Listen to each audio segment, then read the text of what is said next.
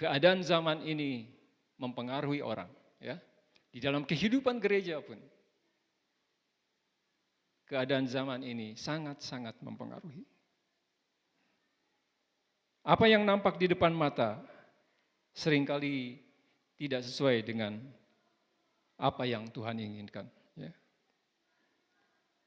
Ada banyak gereja yang juga dijadikan sebagai sarana-sarana komersial hari-hari ini. Dan itu yang harus kita waspadai. Ya.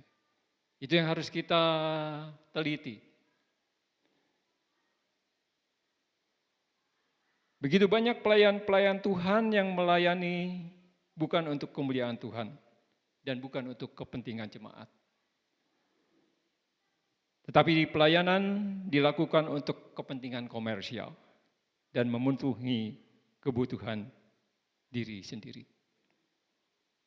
Jadi kalau tadi kita bersama-sama mengambil tema firman Tuhan pagi ini,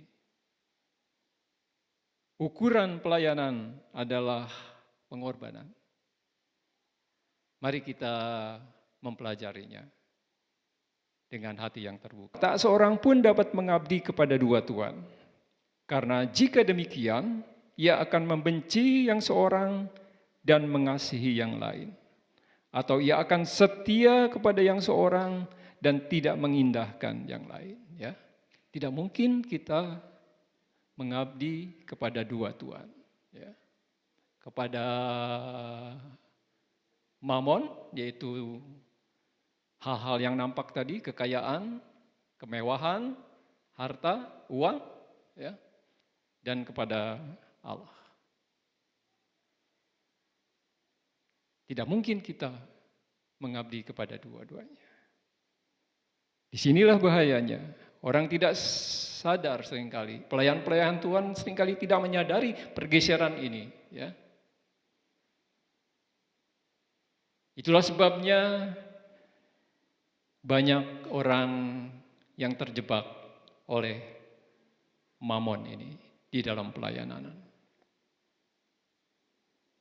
Orang lebih cepat, orang lebih punya kemampuan yang hebat di dalam melepas Allah dan mengambil mamon. Nah, saudara, oleh sebab itu pagi ini mari kita belajar, ya, dari firman Tuhan. Mari kita belajar bagaimana pelayanan yang sesungguhnya. Apa yang menjadi ukuran di dalam pelayanan. Ya. Tadi sudah disebutkan di dalam tema kita, ukuran pelayanan adalah pengorbanan. Yang pertama kita mau belajar dari seorang pelayan Tuhan yang luar biasa, ya, yang sudah terbukti pelayanannya, yaitu Musa sebagai anak putri Firaun. Musa adalah benar-benar seorang sultan, ya.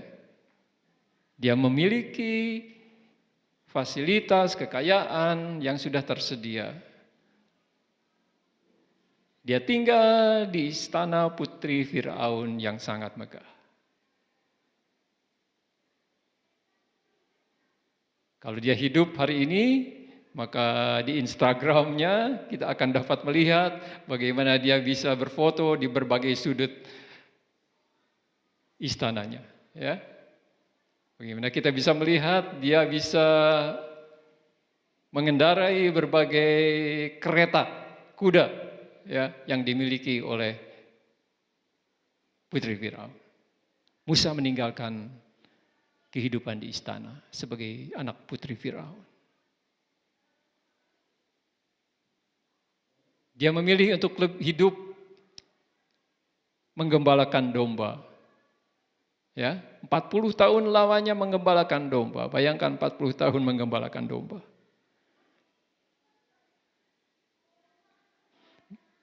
Pekerjaan gembala domba adalah pekerjaan yang hina di Mesir.